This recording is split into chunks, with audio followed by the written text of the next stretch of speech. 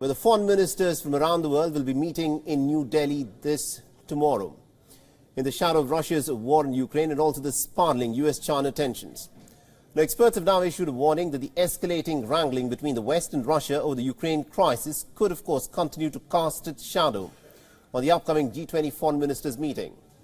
The meeting, which will take place on the 1st and the 2nd of March, that is tomorrow and day after, is being held just days after a meeting of the finance ministers of the bloc in the Indian city of Bengaluru, where the leaders had failed to reach a consensus and the meeting ended without a joint communique.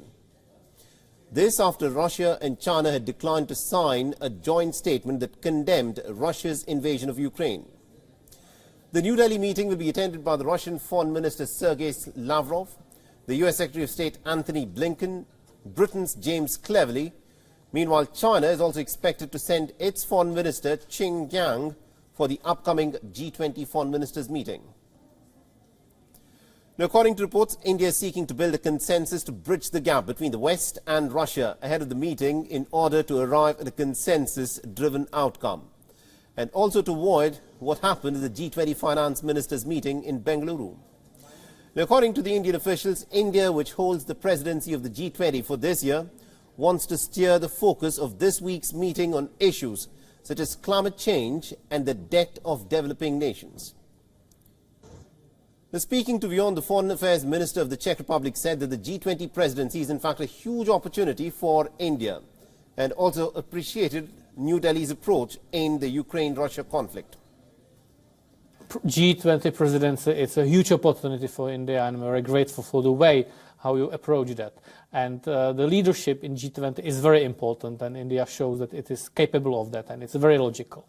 You have to understand that Russia's war against Ukraine endangers also security of Central Europe and the whole Europe as such.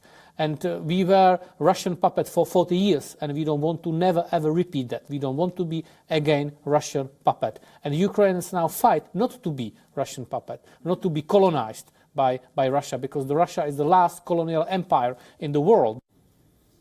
The US State Department spokesperson Ned Price has also said that various multilateral issues will of course emerge during the G20 meeting. The US Secretary of State Antony Blinken will also be holding bilateral talks with his Indian counterpart, Dr. S. Jaishankar. He has, however, not clarified if the issue of Russia's war will be discussed. India is a global strategic partner of ours. We have a wide, broad, deep relationship with India. There will be a lot on the agenda in the bilateral relationship and in the multilateral engagements he takes part in on the margins of the G20. We share a vision with India of a free and open Indo-Pacific, and India is a key partner of ours bilaterally in the context of the Quad as well, other international groupings, even as we've attempted to stitch together some of the partnerships in which India has been a key player. Meanwhile, according to reports, Japan's foreign minister will not be attending the upcoming G20 foreign ministers meeting due to certain domestic parliamentary sessions that he'll have to attend to. And also tracking the story very closely for us and getting us more updates is my colleague Siddhant Sibil, who's joining us live on this broadcast. Siddhant, bring us up to speed with what is expected to happen when the foreign ministers meet tomorrow in New Delhi. Well, Mohammed, Delhi will be the diplomatic capital of the world for next 2 days on 1st and 2nd of March, when the foreign ministers of 20 countries plus the invited countries will be present here in Delhi. Now, focus will be on several issues, whether it's reforming multilateralism, food security, or the issue of counterterrorism. But undoubtedly, it's the issue of Russia-Ukraine conflict that's going to dominate the agenda. We know that what happened at the finance ministers meeting, there was no joint communique because of the tiff or the divide between West and Russia. Of course, Russia backed by China over certain paragraphs related to the conflict. Now, India will be, of course, playing an important role, especially as the bridge maker between the two sides. And by Thursday evening, we'll get to know exactly what transpired, and that will feed into the summit that takes place in September. But for India, it's an important moment. India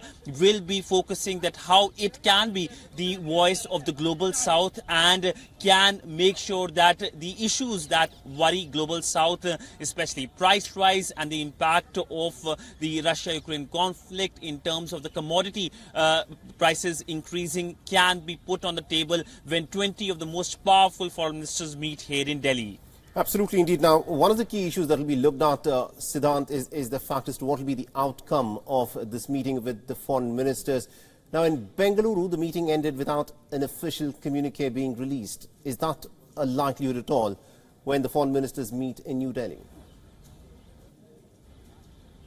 Well, that looks like a likelihood given what transpired in Bangalore, and this time as well we can see it's 18 plus, of course, the other two, that's the Russia and China, they having a different version of the Russia-Ukraine conflict. We know that Russia and China have been saying that this is primarily an economic grouping and security should not be discussed in this grouping. And they are right to a large extent, given the fact that G20 emerged in 2008 at the summit level because of the financial crisis back then. But since then, it has been taking the role of the most powerful grouping at a time when the UN has been found missing, whether it's the COVID pandemic or the conflict. So last year, when it comes to Indonesian summit, the G20 summit, there was a lot of focus on the ongoing conflict, and Delhi will be no different.